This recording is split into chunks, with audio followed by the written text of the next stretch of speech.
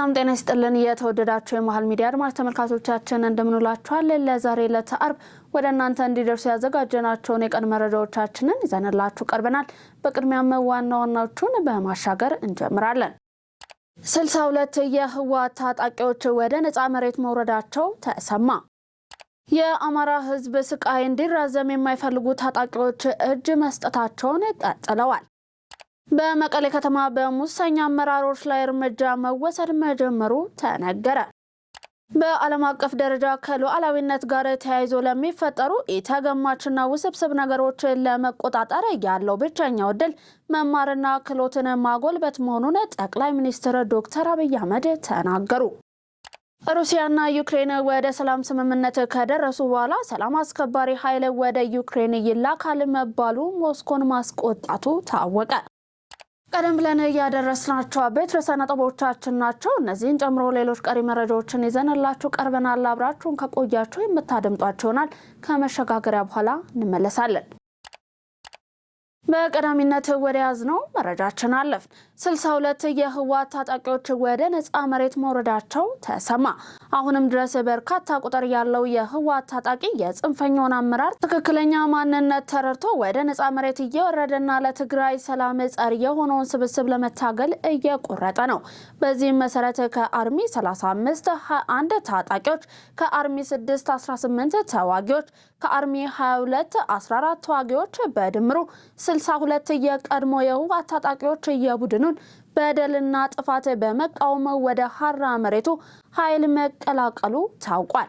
የትግራይ ህዝብ ከጦርነት ቀውስ ለመታደግ ሁሉም የህወሓት ታጣቂ ወደ ነፃ መሬት ሊወርድ እንደሚገባም ተጠይቋል። የአማራ ክልል ስቃይ እንዲራዘም የማይፈልጉ ታጣቂዎች እጅ እየሰጡ ነው። በተለያዩ የአማራ ክልሎች በጫካ ውስጥ የሚገኘው የጃውሳው ታጣቂዎች እጅ መስጠታቸውን ቀጥለዋል። ከደቡብ ጎንደር እጅግ በርካታ ቁጥር ያለው ታጣቂ ወያኔ በሚዘውረው ቡድን ውስጥ ቆይተን የአማራ ህዝብን ስቃይ እንዲራዘም ምክንያት አንሆንም በማለት የሰላም መንገድን መርጠው እየገቡ መሆኑ ታውቋል። እጅ የሰጡት የቀድሞ ታጣቂዎችም ጫካ ላይ ለሚገኘው የሰላምን መንገድ መምረጥ አዋጭ ነው ሲሉ ጥሪ አስተላልፈዋል። ከዚህ በኋላ የህዝብን ሰላም ለማረጋገጥም እንደሚሰሩ ነው የተናገሩት። በመቀሌ ከተማ በሙሰኛ አመራሮች ላይ እርምጃ መወሰድ መጀመሩ ተነገረ። የመቀሌ ከተማ ከንቲባ ረዳኢ በርሄ በከተማዋ ኪራይ ሰብሳቢነት እንዲሁም ብልሹ አሰራር ላይ የተሰማሩ አመራሮች ላይ ጠንካራ እርምጃ መወሰድ መጀመሩን መቀሌ ኤፍኤም ዘግቧል። ከንቲባው ያነሷቸው ዋና ዋና ነጥቦችም እገዳ፣ የጽዳት ዘመቻ እንዲሁም የመሬት ወረራን ያጠቃልላል። በሙስና እንዲሁም አግባብ ባልሆኑ ድርጊቶች የተሳተፉ የተወሰኑ አመራሮች ከስራ ታግደዋል ተብሏል። ከተማዋን የማጽዳት ስራ ላይ ነን ያሉት ከንቲባው ተጠያቂነትን የማስፈን ስራው ተጠናክሮ እንደሚቀጥልም ገልጸዋል። በከተማዋ ስር የሰደደውን የመሬት ወረራ ለመቆጣጠር በየክፍሉ ከተማው ልዩ ግብረ ኃይል ተቋቁሞ ወደ ስራ ገብቷልም ብሏል። የከተማ ከንቲባው ለህዝቡ ጥሪ ማቅረቡ የተገለጸም ሲሆን ህብረተሰቡ የሚያውቀውን በማጋለጥ የጽዳት ስራው ተባባሪ ሊሆን ይገባል ያሉት ዶክተር ረዳኢ በርሄ የከተማዋን ችግር ለመቅረፍ የማህበረሰቡ ሚና ወሳኝነት አለው ሲሉ አሳስበዋል። በዓለም አቀፍ ደረጃ ከሉዓላዊነት ጋር ተያይዞ ለሚፈጠሩ የተገማችና ውስብስብ ነገሮችን ለመቆጣጠር ያለው ብቸኛው ዕድል መማርና ክህሎትን ማጎልበት መሆኑን የኢፌዴሪ ጠቅላይ ሚኒስትር ዶክተር አብይ አህመድ ገለጹ። ጠቅላይ ሚኒስትር ዶክተር አብይ አህመድ የአዲስ አበባ ዩኒቨርሲቲ 75ኛ ዓመት የምስረታ በዓልን በማስመልከት በተዘጋጀ የውይይት መድረክ ላይ ተገኝተው ማብራሪያን ሰጥተዋል። በዚህ ወቅትም ጠቅላይ ሚኒስትሩ እንደገለጹት እያንዳንዱ አዲስ ቴክኖሎጂ ስም ከመስጠት ባለፈ ማስቆም አይቻልም። በመሆኑም የሚመጣውን የቴክኖሎጂ ወጀብ ሊሸከም የሚችል ተቋምና ህብረተሰብ መፍጠር ለሀገሪቱ ወሳኝ መሆኑን አስረድተዋል። ይህንን ማድረግ ከተቻለ በዓለም አቀፍ ደረጃ የሚመጡ ያልተገመቱ ክስተቶችን መከላከል ቀላል እንደሚሆንም ነው የጠቆሙት። ኢትዮጵያ አርቲፊሻል ኢንተለጀንስን ለመጠቀም ትልቅ እድል ያላት ሀገር መሆኗን ጠቅላይ ሚኒስትር ዶክተር አብይ አህመድ ገልጸዋል። ለዘርፉ የሚያስፈልጉት እንደ ኢነርጂ፣ ዳታና የመረጃ ማዕከላት ያሉ ግብአቶች በሀገሪቱ በበቂ ሁኔታ እንደሚገኙም ነው ያብራሩት። በመሆኑም ትውልዱ ራሱን በእውቀትና በክህሎት በማነጽ ለሚመጡት ዓለም አቀፋዊ ለውጦች ዝግጁ ሊሆን እንደሚገባም አመልክተዋል። የአዲስ አበባ ከንቲባ አዳነች አቤቤ የቀበና እንዲሁም የግንፍሌ የወንዝ ዳርቻ ልማትን የስራ ሂደትን ጎበኙ። ከንቲባ አዳነች አቤቤ በአዲስ አበባ እየተገነቡ ከሚገኙ 8 የወንዝ ዳርቻ ልማት ፕሮጀክቶች መካከል የቀበናና የግንፍሌ ፕሮጀክቶችን የስራ ሂደትን ዛሬ ገምግመዋል። ተጨማሪ ያለን እንደሚከተል ይቀርባል። ይህን ተከትሎ ከንቲባ አዳነች በማህበራዊ ትስስር ገጻቸው ባጋሩት መረጃ የወንዝ ዳርቻ ልማት ለሀገራችን አዲስ ተሞክሮ ቢሆንም በአጭር ጊዜ ውስጥ እጅግ አስደናቂና ለውጥ አምጪ ስራዎች ተከናውነዋል። ከንቲባዋ እንዳሉት በተለይም 19 ኪሎ ሜትር የሚሸፍነውና ከእንጦጦ እስከ ካራማራ ድልድይ ድረስ የሚዘልቀው የቀበና ፕሮጀክት ልክ እንደ እንጦጦ እንዲሁም ፒኮክ ፓርኮች ሁሉ በአሁኑ ወቅት ግንባታው ወደ መጠናቀቁ ቀርቧል። ብክለት ተወግዶ የአፈር እንዲሁም የስነ ምህዳር ጥበቃ ተደርጎላቸው ተፈጥሯዊ ይዘታቸውን አጥተው የነበሩ ወንዞቻችን ታክመው ሲያንሰራሩ ማየት ትልቅ ስኬት ነው ብለዋል ከንቲባ አዳነች። የደረቁ የውሃ ምንጮች እንደገና ሲፈልቁ መጥፎ ሽታ ተወግዶ አካባቢው በሀገር በቀል ዛፎች ተከቦ ለነዋሪዎች ምቹ ጤናን እንዲሁም ንጹህ አየር የሚተነፍሱበትን ማራኪ ገጽታ ሲላበስ ማየት የልፋታችን ትልቁ ውጤት ነው ብለዋል።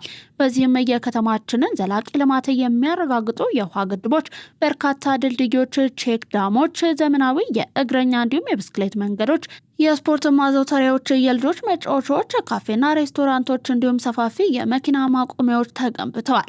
የከተማችንን ገጽታ የሚቀይሩ የአረንጓዴ እንዲሁም የውበት ስራዎችም በመጠናቀቅ ላይ ይገኛሉ ነው ያሉት።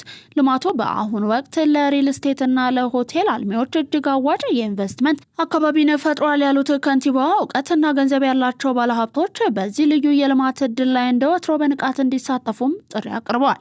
የትውልድ ኩራት ያሉትን ፕሮጀክት እውን ለማድረግ ለውጥኑ እስከ ፍጻሜው ሌት ተቀን ለደከሙ አመራሮች፣ ኮንትራክተሮች፣ ባለሙያዎች፣ ኢንተርፕራይዞች እንዲሁም የልማቱ ባለቤት ለሆኑ ነዋሪዎች ልባዊ ምስጋናን አቅርበዋል።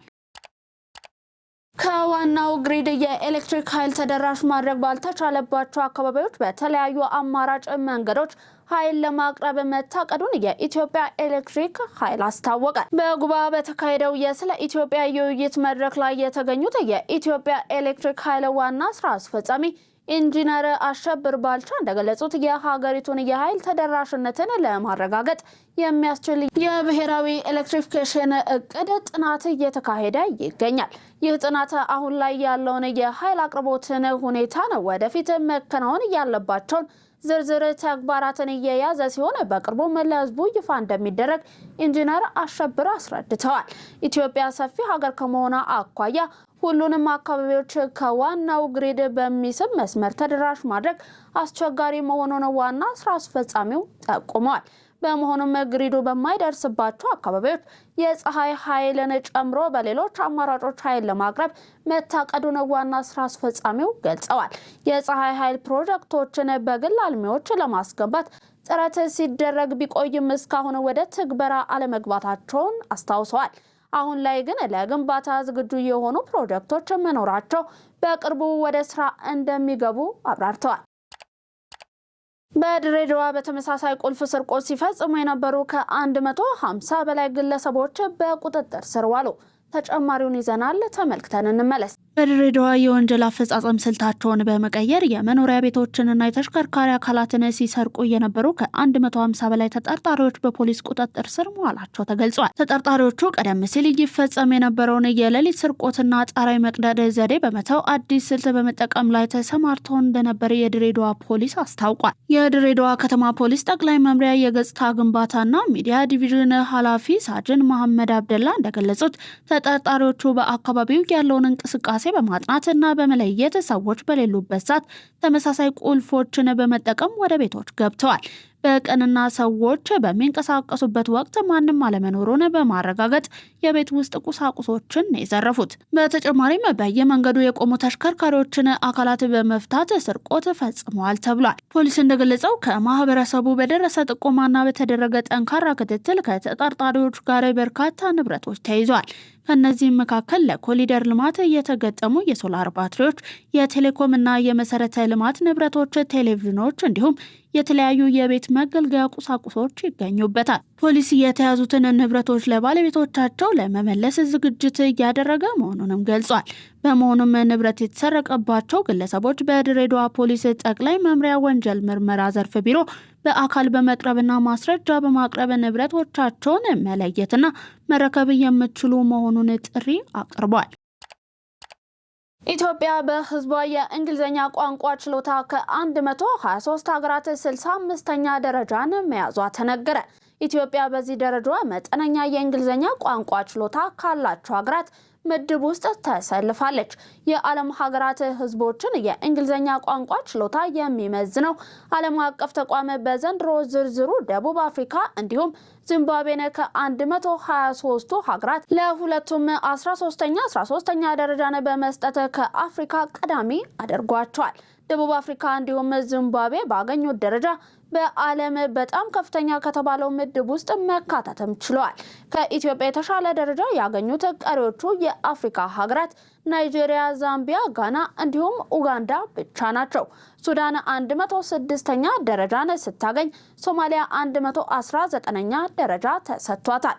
ከአፍሪካ በእንግሊዝኛ ቋንቋ ችሎታ ደረጃ የተሰጣቸው ሀገራት ብዛት ኢትዮጵያን ጨምሮ 28 መሆናቸው ነው የተነገረው።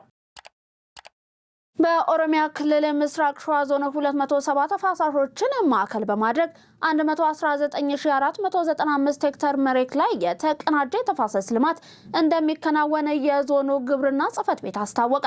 በዚህ ርዕሰ ጉዳይ ዙሪያ ዝርዝር ዘገባ አለን፣ ተከታትለን እንመለስ። ባለፉት ዓመታት በህዝብ ተሳትፎ የተከናወኑ የአፈርና ውሃ ጥበቃ ስራዎች ለተፈጥሮ ሀብት መጠበቅና የከርሰና ገጸ ምድር ውሃ ሀብቶች እንዲጎለብቱ አድርጓል። እነዚህን ውጤቶች በማስፋት በምስራቅ ሸዋ ዞን እየተራቆቱ በስነ አካላዊና ስነ ህይወታዊ የተፋሰስ ልማት ስራዎችን በማከናወን የአፈር ለምነትና የአየር ንብረት ለውጥ ተጽዕኖ ለማቋቋም እያገዙ ይገኛሉ። የምስራቅ ሸዋ ዞን ግብርና ጽሕፈት ቤት ምክትል ኃላፊ አብነት ዘገየ ለኢትዮጵያ ዜና አገልግሎት እንዳሉት በየዓመቱ በተከናወነው የአፈርና ውሃ ጥበቃ ስራዎች ተጨባጭ ለውጦች ታይተዋል።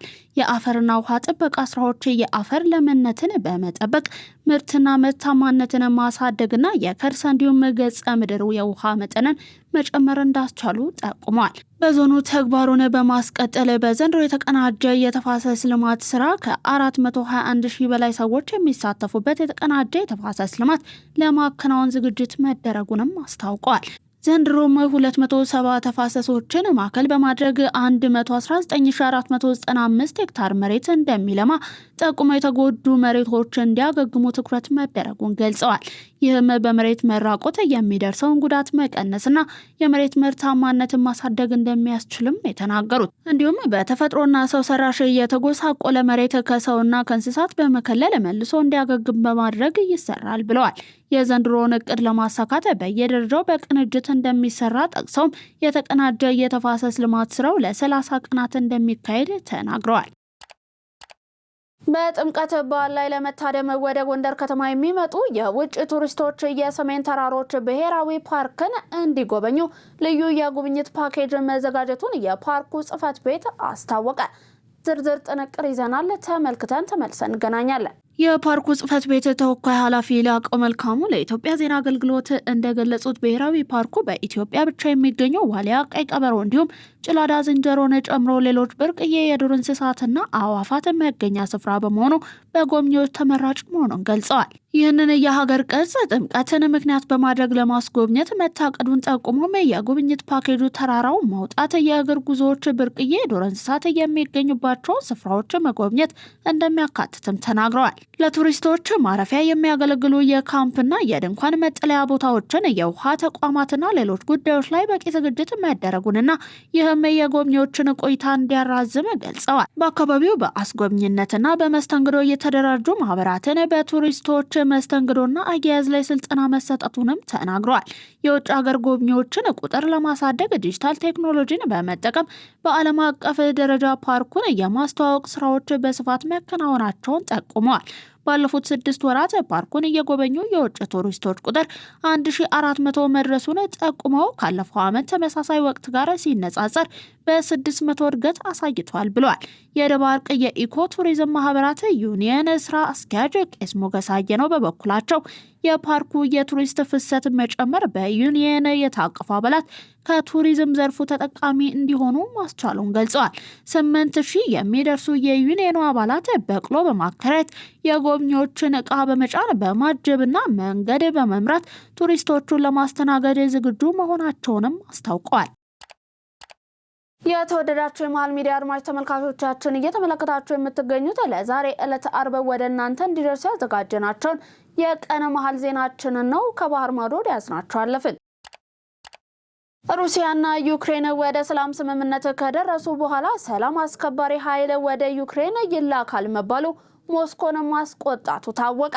ከእንግሊዝ እንዲሁም ፈረንሳይ መራሹ የፍቃደኞች ጥምረት በፓሪስ በዩክሬን ጉዳይ ከተወያየ በኋላ ወደ ዩክሬን ወታደር እንደሚልኩ መስማማታቸው ይታወሳል።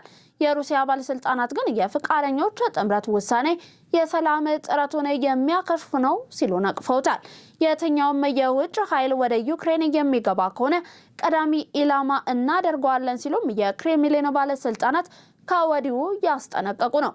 የሞስኮ ዛቻም የተሰማው እንግሊዝና ፈረንሳይ ዓለም አቀፍ የሰላም አስከባሪ ኃይል ወደ ኬቭ መላካቸው እንደማይቀር ከገለጹ በኋላ ነው። ምዕራባውያን ከዚህ ድርጊታቸው የማይቆጠቡ ከሆነ ከባድ ኪሳራ ይደርስባቸዋል ስትል ሩሲያ መግለጫን ሰጥታለች። በሌላ በኩል የሩሲያ ድሮኖች በዲኒፕሮ ግዛት ጥቃት ፈጽመው ከ8000 እስከ 1 ሚሊዮን ሕዝብ ከመብራት ውጪ መሆኑን የኬቭ ባለስልጣናት ተናግረዋል። ከዚህ ጥቃት ጋር በተያያዘ ዘለንስኪ የሩሲያ ጥቃት ሊቀጥል እንደሚችልም ስጋታቸውን ገልጸዋል። በኬንያ ያለማቋረጥ ለ79 ሰዓታት ዛፍ ያቀፈው ፓስተር በመጨረሻም ራሱን ሳተ። የ30 ዓመቱ ፓስተር ጂሚ ሩንጉ እሁድ ዕለት ያለማቋረጥ ለ80 ሰዓታት ዛፍ ማቀፍ ውጥኑን ነድፎ ዛፍ ማቀፍ ቢጀምርም የ80 ሰዓታት ኢላማውን ሊያሳካ 20 ደቂቃ ሲቀረው ራሱን ስቷል። ከሳምንታት በፊት ቱሩፊና ሙቶኒ የተባለች ኬንያዊት ለ72 ሰዓታት ዛፍ ማቀፏ ሲታወስ የዚች ወጣት የሙቶኒ የ72 ሰዓታት ሪከርድ በጊነስ በመጽደቅ ገና ሂደት ላይ ሳለ ፓስተር ጂሚ ሪከርዱን ወደ 79 ሰዓት ከ40 ደቂቃ ከፍ አድርጎታል። ፓስተሩ ዛፍ ማቀፍ ተግባሩን እየፈጸመው በአካባቢው የካንሰር በሽታ ንቃትን ለመጨመር ነው። ፓስተሩ ሰውነቱ በመድከሙ ዝሎ ራሱን ስቶ ሆስፒታል ቢገባም አሁንም በመልካም ጤንነት ላይ ይገኛል ተብሏል። የሪካርዶ ባለቤት ሙቴኒ ራሷን በቦታው በመገኘት ለፓስተሩ ድጋፍ ስትሰጥ ነበርም ተብሏል። ዘገባው የኬንያንስ ነው። በመጨረሻም የቬንዙዌላ መንግስት በሰብአዊ መብት ቡድኖች የፖለቲካ እስረኞች ናቸው የተባሉ ሰዎችን መፍታት ጀመረ። የስፔን የውጭ ጉዳይ ሚኒስትር 5 ዜጎቻቸውን እንዲሁም አንድ ጥምር ዜግነት ያለውን ግለሰብ ጨምሮ ከእስር መለቀቃቸውን አስታውቋል። ዝርዝር አለን፣ ተመልክተን እንመለስ። ከነዚህ መካከል የሰብአዊ መብት ተሟጋች የሆኑት ሮሲዮ ሳሚ ሚልጌል እንደሚገኙበት ይገመታል።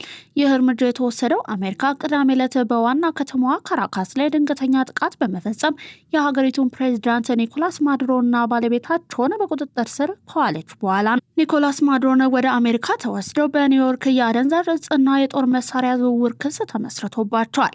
አሜሪካ በቬንዙዌላ በተለያዩ እስር ቤቶች የሚገኙ የፖለቲካ እስረኞች እንዲለቀቁ በተደጋጋሚ ስትጠይቅ ነበር። የቬንዙዌላ ብሔራዊ ምክር ቤት ኃላፊና የቬንዙዌላ ጊዜያዊ ፕሬዝዳንት ዴልሲ ሮድሪጌዝ ወንድም የሆኑት ጆርጅ ሮድሪጌዝ በመንግስት ቴሌቪዥን ቀርበው ከፍተኛ ቁጥር ያላቸው እስረኞች እንደሚፈቱ የተናገሩ ቢሆንም ምንም ያህልና እነማን እንደሆኑ ሳይገልጹ ቀርተዋል። በመቶዎች የሚቆጠሩ የፖለቲካ እስረኞች በቬንዙዌላ እስር ቤቶች ውስጥ ይገኛሉ። እስካሁን የተፈቱት ጥቂቶቹ ብቻ ናቸው። ጆርጅ ሮድሪጌዝ ጊዜያዊ መንግስት የፖለቲካ እስረኞቹን ለብሔራዊ አንድነትና በሰላም አብሮ ለመኖር በሚል እንደሚለቃቸውም አስታውቋል።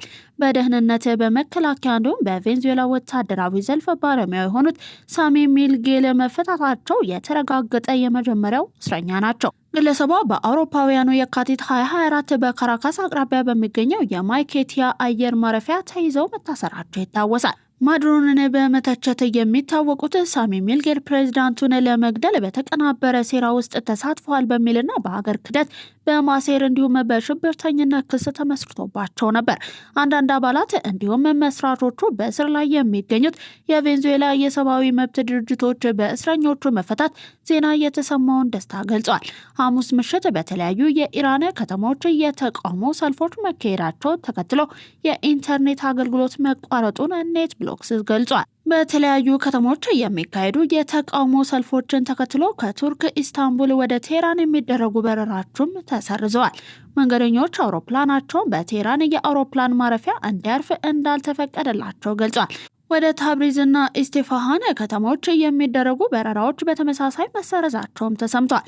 በኢራን የተከሰተውን የኑሮ ውድነትን ተከትሎ የተቀሰቀሰው የተቃውሞ ሰልፍ 12ኛ ቀኑን የያዘ ሲሆን የኢንተርኔት አገልግሎት ፍጥነት በከፍተኛ ሁኔታ እንዲቀንስ መደረጉም የተሰማው ተቃዋሚ ሰልፈኞች በአንዳንድ ከተሞች የፖሊስ መኪና እንዲሁም የመንግስት ተቋማትን በእሳት መለኮሳቸውን የሚያሳዩ ምስሎች በስፋት ተሰራጭተዋል። የተወደዳችሁ የመሃል ሚዲያ አድማጭ ተመልካቾቻችን ለዛሬ ለአርብ ወደ እናንተ እንዲደርሱ የተዘጋጁት የቀን መረጃዎቻችንን አበቃን። አብራችሁን ስለነበራችሁ እናመሰግናለን። ዜናውን ላይክ እና ሼር፣ ሚዲያችንን ሰብስክራይብ በማድረግ አብሮነታችሁን በማጠንከር ቤተሰብ ትሆኑ ዘንድ የአክብሮት ግብዣችን ነው። ሰናይ ቀን ተመኘን።